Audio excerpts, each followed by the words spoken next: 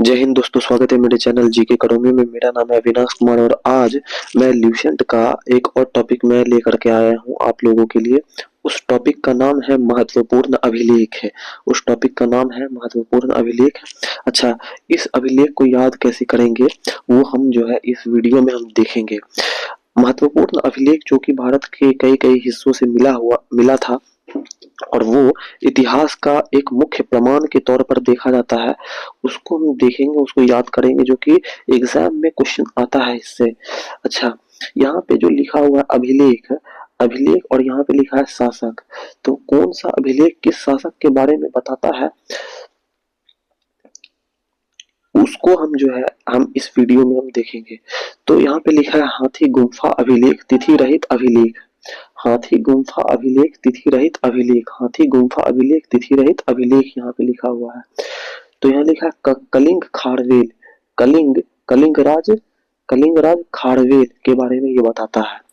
हाथी गुम्फा अभिलेख जो है कलिंगराज खारवेल के बारे में बताता है।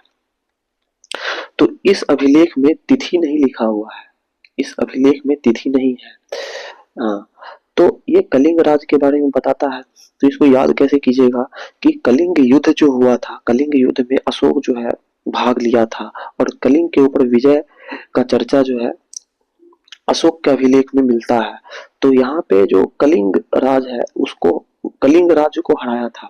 तो कलिंग का जो कलिंग राज खारवेल है, तो कलिंग एक स्टेट है जिसका नाम है खारवेल, उसके बारे में चर्चा जो है हाथी गुम्फा अभिलेख जो है देता है। ठीक है ना। तो इसको याद कैसे कीजिएगा कि कलिंग युद्ध जब हुआ था तो उस युद्ध में हाथी का यूज हुआ था। ठीक है ना। जैसे कि पहले बहुत बड़े बड़े युद्ध जब होते थे तो उस युद्ध में हाथी का यूज किया जाता था हमारे राजा महाराजाओं के द्वारा। दूसरा अभिलेख है जूनागढ़ अभिलेख। जूनागढ़ अभिलेख जो है ये गिरनार अभिलेख भी कहा जाता है जूनागढ़ अभिलेख को। इसको ध्यान में रखिएगा। अच्छा, ये किस शासक के कालखंड के दौरान, अच्छा ये किस शासक के कालखंड को बताता है, तो ये रुद्रदामन के कालखंड को बताता है। तो याद कैसे कीजिएगा, जूना जूना जूना जूना से जन, जन जो है जन का मतलब आदमी। ठीक है, जूनागढ़ जो है जूनागढ़ से जन, जन से आदमी। अच्छा, आदमी आदमी यानी नर। अच्छा, ज्यादातर जो है गुस्सा जब जो करते हैं वो आदमी करते हैं, यानी कि पुरुष करते हैं। तो वो जब गुस्सा करते हैं तो वो रुद्रदेव का अवतार जो है वो अपना लेते हैं। इस तरीके से इसको याद रखिएगा। तो रुद्र का मतलब होता है गुस्सा, रुद्र का मतलब होता है गुस्सा। ये भगवान शिव का अवतार माना जाता है रुद्र। ठीक है ना। तो रुद्र का अर्थ होता है गुस्सा।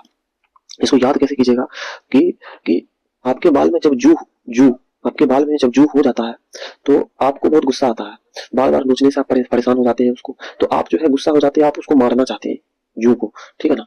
तो इस तरीके से इसको याद रखिएगा। दूसरा ये है कि रुद्रदामन क्या इसको कैसे याद रखिएगा। रुद्र यानी जब कोई व्यक्ति गुस्सा होता है तो मारकर गिरा देता है। तो गिराने से गिरना याद हो जाएगा। इस टाइप से इसको याद रखिएगा। तीसरा है नासिक अभिलेख। नासिक अभिलेख जो है गौतमी बलश्री के बारे में बताता है। तो नासिक अभिलेख जो है गौतमी बलश्री के बारे में बताता है। बल के उपयोग से नाश करो। ठीक है ना। तो इस तरीके से याद रखिएगा, बलश्री, बल के उपयोग से नाश करो, गौतमी बलश्री याद हो गया। प्रयाग स्तंभ लेख इसको ये किसके बारे में बताता है, तो ये समुद्रगुप्त के बारे में बताता है। इसको याद कैसे कीजिएगा कि प्रयागराज जो है, प्रयागराज में क्या है कि 3 नदी का संगम है। तो 3 नदी एक साथ आकर के वहां पे मिल रहा है, यानी कि बहुत सारा पानी उस जगह पर इकट्ठा हो जाएगा, है ना। तो बहुत सारा इकट्ठा हो जाएगा पानी, तो बहुत सारा पानी दूसरा कहाँ होता है, तो समुद्र में होता है। समुद्र में भी बहुत सारा पानी होता है। तो 3 नदी का पानी बराबर 1 समुद्र का पानी, इस टाइप से याद रखिएगा, है ना।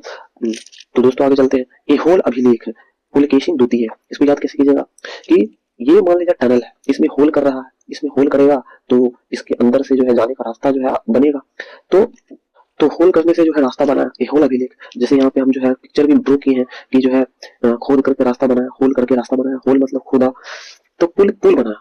तो जब इसके अंदर खोदते चला गया तो एक टनल बन गया, पुल बन गया, जाने का रास्ता बन गया। तो पुलकेशिन द्वितीय। अच्छा, पुलकेशिन में भी द्वितीय है क्योंकि देखिए ये पहला और ये दूसरा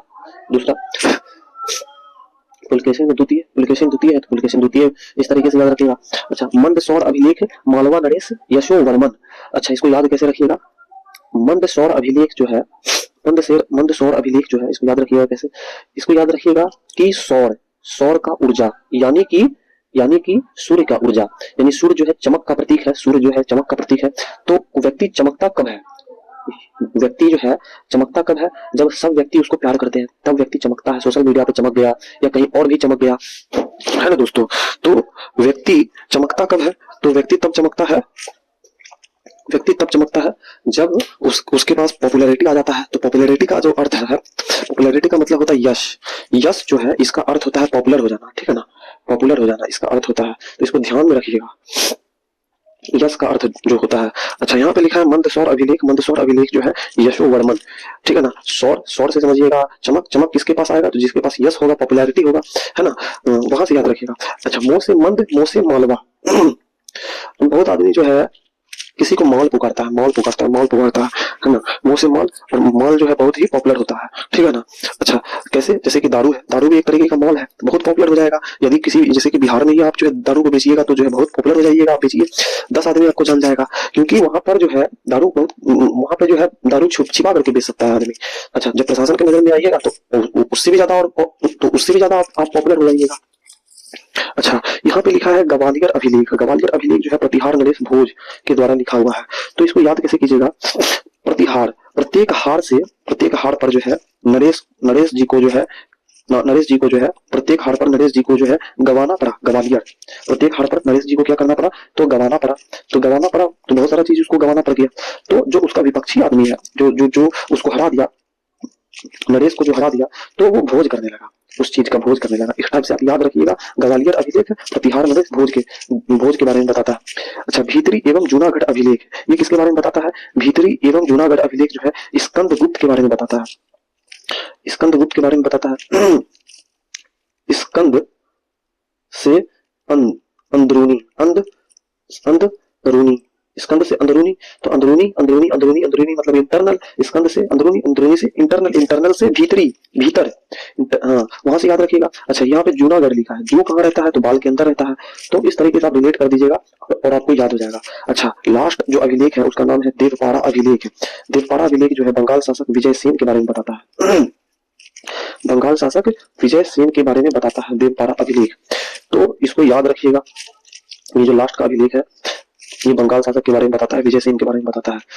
अच्छा, इसको याद कैसे करिएगा, जो विजय होता है उसको जो है देव मान लिया जाता है, उसको देवता मान लिया जाता है। जो भी शासक जो है विजय होगा उसको ही देवता माना जाएगा, जो हारेगा उसको विलन मान लिया जाएगा, ठीक है ना।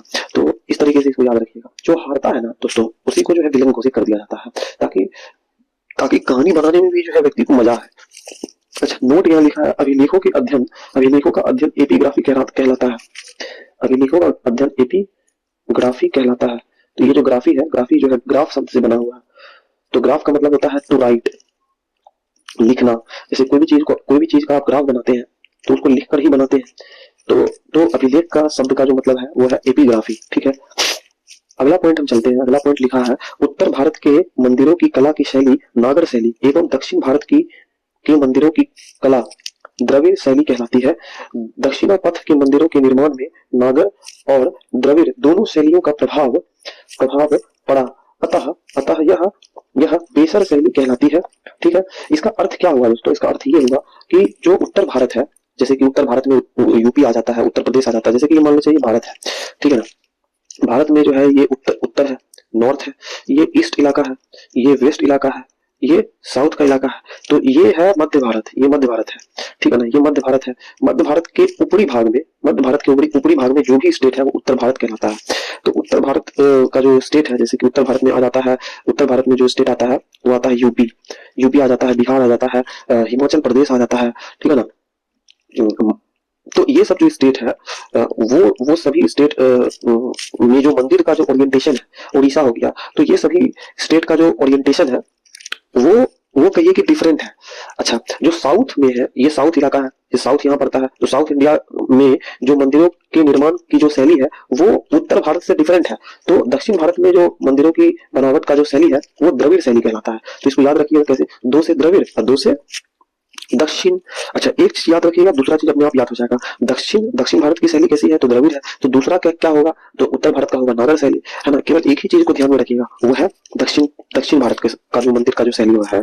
अच्छा यहाँ लिखा है दक्षिणा पथ के मंदिर के निर्माण में नागर और द्रविड़ दोनों शैलियों का प्रभाव पड़ा, अतः यह बेसर शैली कहलाती है। अच्छा इसको याद कैसे रखिएगा, यहाँ पे देखिए दक्षिणा पथ क्या है। दक्षिणा पथ जो है वो कहिए कि भारत के बीचों बीच से होकर के जो है ये जाता है, और ये जो दक्षिणा पथ है ये उत्तर भारत को, है ना, दक्षिण भारत से जो है जोड़ता है, ठीक है ना। तो दक्षिण पथ जो है वो पथ है जो कि उत्तर भारत को, है ना, दक्षिण भारत से जोड़ता है।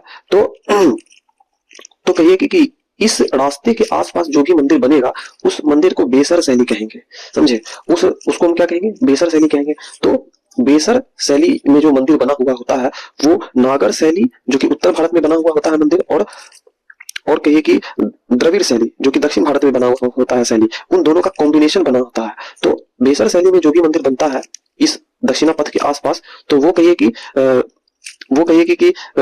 दक्षिण वो कहिए कि द्रविड़ और नागर दोनों शैली के कॉम्बिनेशन से बना हुआ होता है। अच्छा तो इसको याद कैसे कीजिएगा, इसको याद करने का सबसे बेस्ट तरीका है कि बेसर जो है जो कि महिला लोग अपने नाक में पहनती है, उस बेसर का प्रयोग दक्षिण भारत की महिला भी करती है और उत्तर भारत की महिला भी करती है। तो इस तरीके से ट्रिक के साथ जो है आप बना करके याद रखिएगा। अगला है पंचायतन शब्द मंदिर रचना शैली से संबंधित है। पंचायतन शब्द मंदिर रचना शैली से संबंधित है। एक हिंदू मंदिर तब पंचायतन शैली का कहलाता है जब जब मुख्य मंदिर 4 सहायक मंदिर से घिरा होता है। अच्छा जैसे ये मुख्य मंदिर है, ठीक है ना, ये मुख्य मंदिर है, ठीक। अच्छा ये मुख्य मंदिर है, इस मुख्य मंदिर ये जो मुख्य मंदिर है ये एक यहाँ पे भी मंदिर होगा, एक यहाँ पे भी मंदिर होगा, एक यहाँ पर भी मंदिर होगा और एक यहाँ पर भी मंदिर होगा। तो ये 4 जो मंदिर है, ये जो 4 मंदिर है, ये 4 मंदिर से घिरा हुआ होगा एक मुख्य मंदिर। तो टोटल कितना मंदिर है, 5 मंदिर है। एक जो मुख्य मंदिर है, बड़ा वाला जो मंदिर है वो बीच में रहेगा और 4 जो मंदिर है वो इसके आस पास रहेगा। तो यही है पंचायतन मंदिर। तो पंचायतन शब्द का जो मतलब है वो है 5। पंचायतन शब्द 5 से आया है, 5 आयतन वाला। आयत का क्या मतलब होता है, आयत का मतलब होता है वॉल्यूम, ठीक है ना। जो कि हम मैथमेटिक्स में पढ़ते हैं, है ना। तो लेंथ ब्रेथ हाइट ये तीन कहिए कि ये 3 डायमेंशन से हम जो है किसी भी चीज का हम आयतन निकालते हैं। तो पंचायत जो शब्द है उसका अर्थ क्या हुआ, 5 मंदिर, और एक मंदिर कहाँ होगा, वो बीच में होगा, ठीक है ना दोस्तों। तो इसका अर्थ यही हुआ। अच्छा यहाँ पे क्या लिखा है कि जब मुख्य मंदिर 4 सहायक मंदिर से घिरा होता है, तो हम आपको बता ही दिए हैं। पंचायतन मंदिर के उदाहरण है कंदरिया महादेव मंदिर है खजुराहो, ब्रह्मेश्वर मंदिर भुवनेश्वर, लक्ष्मण मंदिर खजुराहो, और लिंगराज मंदिर भुवनेश्वर, और क्या है दशावतार मंदिर देवगढ़ उत्तर प्रदेश, गुंडेश्वर मंदिर महाराष्ट्र। अच्छा इसको याद कैसे कीजिएगा, कंदरिया महादेव मंदिर जो है यहाँ पे जो लिखा हुआ है कंदरिया महादेव मंदिर, इसको ध्यान कैसे रखिएगा, तो इसको कंदरिया से याद रखिए, कंवरिया से याद रखिए, कांवरिया। तो कांवर लेकर के जो है आदमी कहाँ जाता है, वो महादेव का आराधना करने जाता है, ठीक है ना। तो यहाँ से कंदरिया महादेव मंदिर को याद रखिएगा। खजुराहो मंदिर, जहां भी खजुराहो शब्द लिखा हुआ रहेगा समझ लीजिए कि वो मंदिर जो है एक टाइप का कहिए कि गुफा के अंदर जो है बना हुआ है ना। तो कहिए कि इस टाइप से याद रखिएगा, खुजला करके खोद करके जो है कहिए कि खोद करके जो है मंदिर बनाया। तो खोदा क्या, तो पहाड़ को खोद करके मंदिर बना दिया। इस टाइप से जो है इसको याद रखिएगा। तो कहिए कि जब पहाड़ के अंदर जब मंदिर रहता है तो शिव जी कहाँ निवास करते हैं, वो कैलाश पर निवास करते हैं। तो शिव महादेव कहाँ निवास करते हैं, तो कैलाश पर निवास करते हैं। तो कैलाश एक क्या है, तो वो पहाड़ ही है, पर्वत ही है। तो इस टाइप से आप रिलेट करके याद रखिएगा। अच्छा और क्या है, ब्रह्मेश्वर मंदिर भुवनेश्वर, इसको कैसे याद रखिएगा, लास्ट में स्वर है ब्रह्मेश्वर में और भुवनेश्वर में भी स्वर है, तो ब्रह्मेश्वर से भुवनेश्वर याद हो गया। लक्ष्मण मंदिर खजुराहो, इसको याद कैसे रखिएगा, तो लक्ष्मण से लक्ष्य, जिसको लक्ष्य की प्राप्ति करना होता है ना उसी के अंदर खुजली होता है, उसी को खुजली होता है। तो इस टाइप से याद रखिएगा, लक्ष्मण से खजुराहो, ठीक है ना। अच्छा और क्या है, लिंगराज मंदिर भुवनेश्वर। अच्छा शिवलिंग का जो आकार होता है वो इस टाइप का होता है, ठीक है ना। और भवन जो बनता है, भवन भी समझिए कि इसी टाइप का होगा, भवन जो है इस टाइप का बना हुआ है, ठीक है ना। और शिवलिंग का भी आकार जो है लगभग भवन के समान है। तो इस टाइप से जो है याद रखिएगा। लिंगराज मंदिर भुवनेश्वर। दशावतार मंदिर देवगढ़ उत्तर प्रदेश। इसको कैसे याद रखिएगा, 10 अवतार है। 10 अवतार जो है कौन लिए, तो विष्णु लिए, है ना, भगवान विष्णु लिए। 10 2 से 10 2 से देव, है ना, 2 से 10 2 से देव, 10 2 से 10 2 से देव, देव से देवगढ़, ऐसे याद रखिएगा। अच्छा, उत्तर प्रदेश को कैसे दिमाग में रखिएगा, उत्तर प्रदेश को ऐसे दिमाग में रखिएगा कि उत्तर प्रदेश में काशी, और काशी जो है सबसे बड़ा आध्यात्मिक राजधानी है भारत का। तो वहां पर जाइएगा तो आपको ऐसा लगेगा कि आप प्राचीन काल में आ गए हैं। तो इस तरीके से याद रखिएगा कि विष्णु जब अवतार लिए तो बहुत पहले न लिए, वो प्राचीन काल में लिए, ठीक है ना। तो काशी जाने के बाद आपको पता चलेगा कि जो है विष्णु भगवान वही अवतार ले लिए होंगे, क्योंकि काशी बहुत पुराना लगता है देखने में। ऐसा लगेगा कि आप कहिए कि ऐसा लगेगा कि आप उसी अवतारवाद वाले काल में चले गए हैं, ठीक है। अच्छा, गुंडेश्वर मंदिर जो है वो है महाराष्ट्र में। गुंडेश्वर मंदिर को कैसे याद रखिएगा, महाराष्ट्र में है मुंबई, और मुंबई में गुंडा लोग बहुत रहते हैं, है ना। तो इस टाइप से याद रखिएगा कि महाराष्ट्र से गुंडेश्वर मंदिर, ठीक है ना। जैसे कि बाल ठाकरे, वो भी एक तरीके का गुंडा टाइप का पर्सनैलिटी था, और वो कहाँ रहते थे, तो महाराष्ट्र में रहते थे। महाराष्ट्र में कहाँ रहते थे, तो मुंबई में रहते थे, ठीक है ना। ज्यादातर गुंडा लोग जो है मुंबई में रहते हैं। तो इस टाइप से जो है याद रखिएगा रिलेट करके, ठीक है ना। अच्छा, यहाँ पे प्रागैतिहासिक काल जो है अगले वीडियो में, तो आज के लिए इतना ही रहने देते हैं। अगले वीडियो में हम प्रागैतिहासिक काल को जो है पूरी तरीके से हम एक्सप्लेन करेंगे, वो भी डिटेल के साथ है। तब तक के लिए दोस्तों धन्यवाद। तब तक के लिए अगले वीडियो के लिए आप वेट कीजिए।